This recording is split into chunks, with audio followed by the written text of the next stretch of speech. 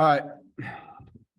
Hope everybody's doing well. Start off with the game against Clemson. It was a hard-fought game. I thought, our guys were excited, practiced well. It was a four-quarter game, and as you watch the film and study what happened, they made a few more plays than we did. We made a few more mistakes than they did, and really that's what it came down to. You go back to our game with them a year ago that we won. It was kind of a role reversal. We made some catches. Emeka made a one-handed catch in the end zone. Devin Carter made a back shoulder catch. This year it was the other way around. And we had our opportunities. You got to give Clemson's players credit. They made some great plays. We had 2 turnovers that led to 10 points for them. And we dropped 2 interceptions. One right before the half would have prevented a score. They scored a couple plays later. The other, Aiden dropped, which might have been a pick 6. There was nobody on that side of the field. And we roughed the punter running into the punter, which led to 3 points. So there was a lot of points that were put on the board in plays that we were a part of, I felt, and not to discredit Clemson. They beat us in that game. But we definitely led to that by beating ourselves. And I think that's the biggest thing. When you lose a game like that, it comes down to a few plays, and sometimes you make them. And in this case, they did. So that's how you lose a game on the road. I do think their crowd was very, very impressive. And it's a factor when you have a D-line like them with a pass rush like they have, where cadence usually is the offense's friend. In a game like that, everybody's getting off on the ball instead of on a cadence. And sometimes their D-line was better at it than our O-line, and now you're behind trying to protect on a pass rush. And you can see why they've won so many home games in a row. It's definitely an awesome environment to play in, and crowd noise for them is a huge weapon. From a positive standpoint on offense, I thought that Thayer Thomas had a really good football game for us. And we were 100% scoring in the red zone. We were 100% in our short yardage and goal line situation plays, which was improvement. They opened the game with the drive for a score. We opened the game with an answer with the drive and a score, and both were long sustained drives by both teams. It's weird to be in a game where there's only one possession each in one quarter with these 2 long drives. Negatives, we had 3 pre-snap penalties, and one of them really hurt us at the end of the game on a snap that became a fumble. We had 2 turnovers, which I already discussed, and we didn't have enough explosive plays, which you can credit to Clemson's defense. We only had 5, and it's hard to score enough points, with drives that have to be sustained and sustained and sustained in a place like that. Defensively, I thought our defense battled. They kept us in the game.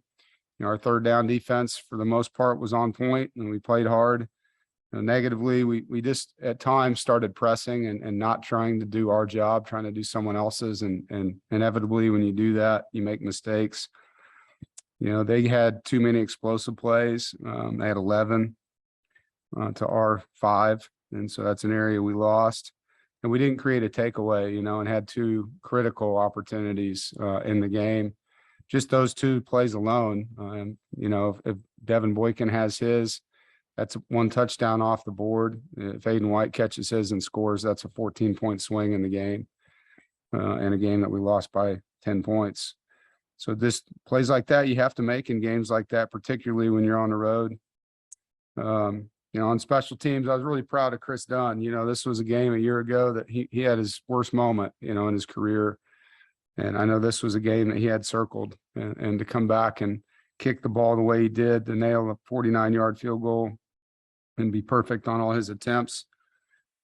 Biggest disappointing part of the game for me, special teams wise, it's been an area that's helped us win games. And I felt, not that it killed us, but the penalty that extended a drive on a roughing running into the punter was very costly, led to a field goal. Positively, Chris Dunn, I thought, did a great job. I thought our kicker on kickoffs, Colin Smith, our punter, our missile coverage, Daryl Jones really was a bright spot covering punts, had a couple solo tackles. So a lot to play for, 8 weeks, 7 games. And that's kind of how we've broke it down. We got a 7-game season here. And as you know, the landscape of college football changes dramatically every week. every single week. And so it's a 1 week at a time deal. And this week we play a really good Florida State team, the most impressive Florida State team we've played in a long time. Coach Norvell and his staff deserve a lot of credit for the turnaround they've had down there. They signed 13 players from the portal. They're a much older team.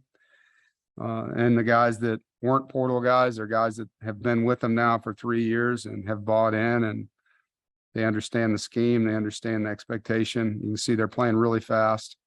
Offensively, it's what you think. You turn on film against Florida State, and they usually have tremendously good skill players, and they do. Their receivers can all run, and they've got a 6'7" receiver, Wilson on the number 14 on the outside. Tight end Douglas is a great player. Their O-line's playing better. It's been an area they've struggled in the past, and they're playing much better on the O-line. They're very balanced, averaging 200 yards plus in rushing.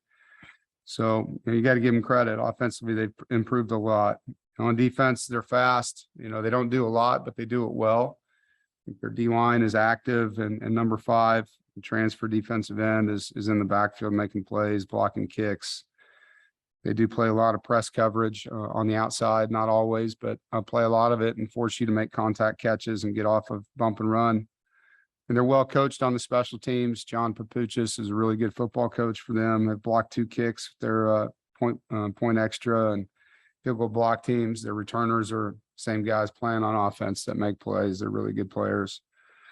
Excited to play. I'm excited to get back in Carter Finley Stadium. Play in front of our fans. It's teacher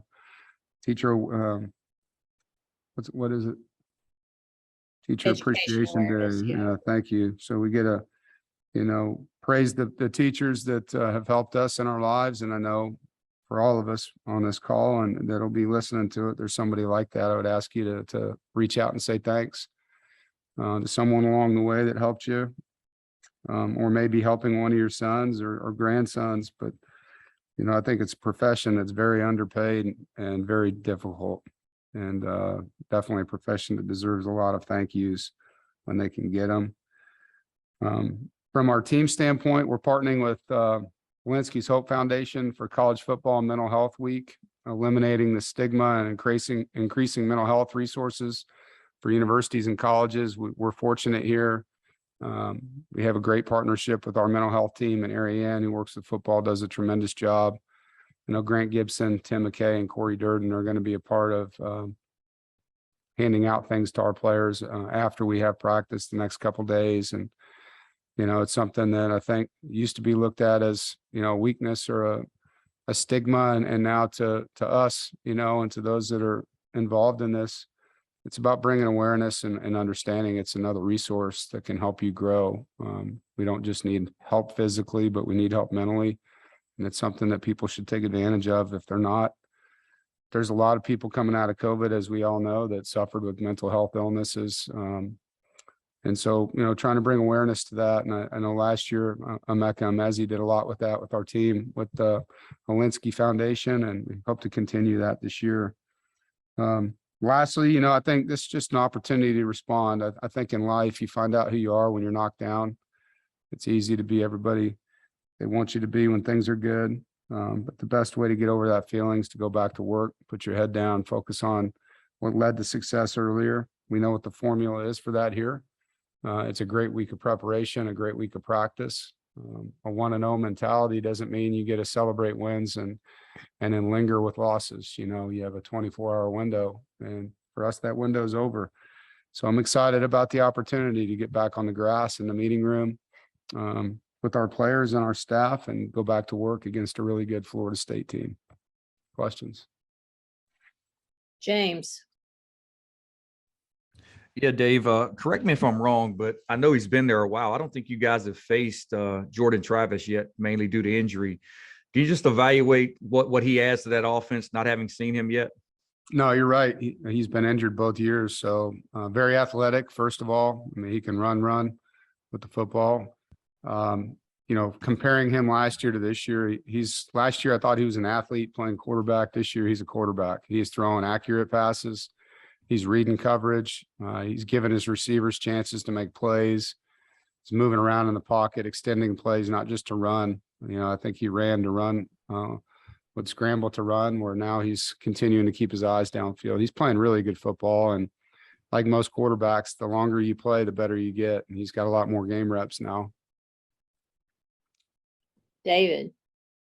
Hey, Dave. I know Bryson Spees is really kind of like a Swiss Army knife for you guys, but it seems like he was at left tackle a good bit, especially in the second half. Is that something we should expect to see more often? Yeah, I think, Spees is that for us. He can play every position but center. He probably could play there if we moved him there, but he's been rotating with Tim McKay and Belton in the game. We felt like we needed more help on the left side. It was a tough matchup at times. And sometimes you get in that environment and, just having a more experienced guy. Spees went in the game and handled the crowd noise better and was having more success. So we rode with him. But I've said this to you guys before. We look at all three of those guys as starters, and, it's great to have the ability to rotate guys and help, when one guy maybe he's not playing as good as he has been, and have an answer for that. It's nice to have that ability. Aaron. Hey, Dave, you guys didn't run the ball particularly well, obviously, and there weren't many openings up front. I guess, how do you balance the part of you're not going to face many fronts with that level of talent the rest of the year versus the amount of, how you guys executed in that game?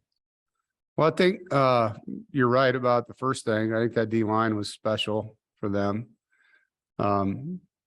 Really special. And so probably got a little impatient, Aaron, with the run game. When you get down by 2 possessions, sometimes that happens. I think the game flow did that a little bit in the second half. But, I think moving forward, we want to be more balanced than we were in that game. Sometimes with RPOs, the ball goes where the ball goes too. It's not because we didn't want to hand it off. The read told him to throw it. So sometimes those plays that are called are runs that are being called. It's just, if we're going to put a screen with the run and they don't play it, a certain way, we're going to throw it out there to the screen. And so, on the stat line, it'll look like we're not running the football a whole lot, but that's really not what's happening in the play call. So that happens a little bit too. But, I think it's a combination of a really good D line, the RPO, how that played out, and us not being patient enough at times with running the ball. Andrea. But Dave, you just mentioned this is an opportunity to respond. I'm wondering what you've seen out of the guys since you've been back, or what you need to see out of them during practice this week in terms of just their mindset when it comes to that.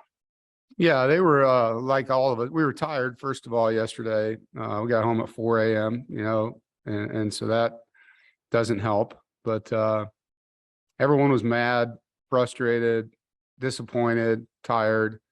And by the end of it, they were ready to move on. And today, I know they'll have juice. They'll be ready to practice, and our leadership and experience on this football team will help in a situation like this. And last year we had similar things. We lost a tough game by 1 to Miami and responded with one of our best games against Louisville, I think, the next week. So, I think it's just the team that knows how to do that. And we're gonna have our hands full. We got a really good team coming in here, but judging by how we've responded in tough situations in the past, I know this team will be ready to play on Saturday.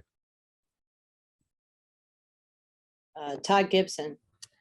David just kind of answered what I was just going to ask, but is there a couple of players on the team that you look for to help the guys through this, to get them on to next week that you can point towards to help them put the game behind them? Yeah, I mean, your veterans. We talked with the leadership council first and then with the team, but Isaiah Moore, Devin Leary, Grant Gibson, the guys that are captains, Drake Thomas, that's where you look first. And then within the position groups, there's kids in each room, that understand that the season's not defined by one game, and it is if you allow it to be, and it turns into multiple games. So there was a lot of good things said in the room, and I know those guys will take it to heart. It is a close group, and there's a good demeanor about them. So there's no concern on that side. The concern is just we're playing a great team this week, so I don't think it's going to be whether or not we're ready to play. We got to play good enough to win. Chip, Yeah, Coach, I know you've talked a lot about Thayer Thomas and what he means to the team. Have you had many players that have maximized their talent to the point that from a walk-on basically to being a major cog in an offense like he is in yours? Yeah, I mean, on defense at Wisconsin, we had JJ Watt, who obviously is one of the greatest to ever play, that walked on. I haven't really on offense had a player like that. We probably had an offensive lineman at Wisconsin that was similar to that at a different position group, but Thayer's unique and what he's done here. I mean, if you really dig into his story and look at what he's done, like to his body since he got here too, like he's a 150 some pound guy. I mean, the pictures of him, obviously it's 5 years ago now. But talk about a change, physically, and he deserves all the credit for that, for the time and what he does on a daily basis, like from a recovery standpoint, what he does in the weight room, what he does in the training room, on the jugs machine and film study. He's very unique, and there's above the 1 percentile line when it comes to his work ethic. Aaron, Yeah, Dave, what would you say is the next step in is sort of developing or growth for your receivers at this point? I think just connecting on more deep balls, and this isn't all on them, right? I mean, we're overthrowing balls too. So I think just getting that downfield production to be more consistent, putting the ball where they can catch it for Devin Leary, giving those guys a chance to go up and make plays. And then when he does that, making the play. I think we've had a pretty good history here since Kelvin Harmon to Mecca Mezzi. I think Devin Carter does a nice job going up for deep balls, but we win a lot of 50-50 balls here. We have for a while. We need to get back to that. And that's not just on the receivers or the tight ends or the backs. It's the entire offense. Give the quarterback a chance to make that throw, then make the throw, and then go up and finish the play. I think that's the thing that we can improve on. We're catching the ball underneath. You're seeing some good yards after contact. The guys are blocking better than they have in the past.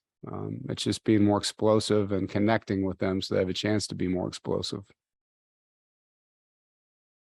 Brian Murphy.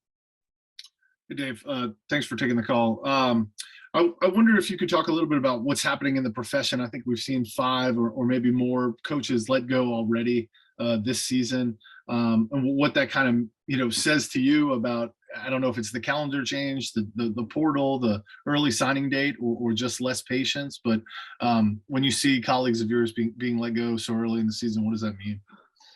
Yeah, I don't really like it. I mean, I think it's crazy how hard we work all off season and summer and fall camp, and you sign kids, you develop kids, you get into the season, and then 3, 4, 5 weeks in, it's done. And as there's a lot of time left. There's 7 games left. I mean, if you win 7 games, I mean, even if you were 0-5, you're in a bowl game. And so there's a lot of season left. I don't disagree with you that a lot of these decisions are now being made because of the portal and because of early signing dates and people wanting to get in front of, recruiting their classes and things like that. The student athletes are the ones that are getting cheated right now because they're having to play their seasons with a lesser staff. In some cases, multiple coaches. I think Colorado fired their head coach and their defensive coordinator the other day. So it's just new, and it's going to be something we got to get used to, I guess. Things don't usually go back to the way they were when things start going faster in this world. So, but yeah, I don't think it's a great trend, but it's not my job to make those decisions. Andrea.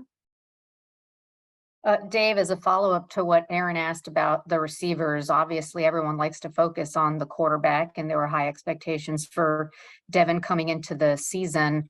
What's your evaluation of the way he's played so far? I think some good, some bad. I think there's a multitude of things. It's hard to probably put in a couple sentences. I mean, he's had some games where he's really looked really good. And this last game, I thought he played really tough. He took some shots in the Clemson game and he just kept battling, and his toughness. his work ethic. He's throwing the ball underneath and intermediate really well. And I think from a deep ball standpoint, we just got to get that a little tuned up.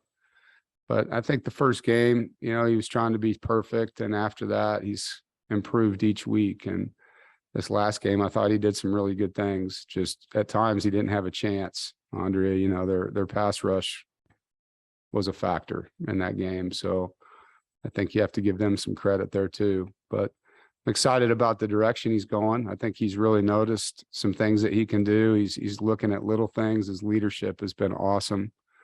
So I look forward to the next 7 games with him, and 1 week at a time. Aaron, Yeah, Dave, I know you guys, obviously the first priority is winning the game, but you just played in the first top 10 matchup in program history. You had the national TV audience, a lot of attention. There's the variables that go into each week outside of the game with recruiting and so forth. How much value do you think your program got out of the past week with all the attention? No, it was great for our program, and it was earned. That was a top 10 team being us against a top 5 team on national television, and it was a heck of a football game. It was. And so I think let's not forget that. I'm proud of our staff and our players and all that. But I'd rather win, but I think it was great to answer your question. And, I think this team's earned respect for the first time in my tenure here. I can say that. I mean, last year we were ranked and lost a game by 1 point, and we dropped out of the top 25, and with 1 loss. And so, I think there is some respect for this team and what it can do. Obviously, it's just getting back on track now. And in the Atlantic Division, that's easier said than done. We're going to play back-to-back. This will be our second of 3 against undefeated teams, because the team we play next has a bye week this week at 5-0. So the schedule doesn't get easier. Chip, Yeah, Coach, I know you were a young guy when Florida State first came into the league in the early 90s, but do you have a good appreciation for what them entering the ACC did for ACC football in terms of the talent they brought in, other teams having to close that gap, and facilities and the other things that they did? Chip, probably not the way you do. I have great respect and grew up being a great college football fan and watching all of Bobby's teams. And Coach Bowden is, a mentor and a role model in this sport for coaches. And so I've studied them. I used to love watching them play. And so many of their players are guys that I was fans of growing up watching. So I have a lot of understanding of that, but it's with regard to how it changed the ACC, I wasn't here for that and was part of other conferences during that time. So it didn't really pay attention to that part of the question.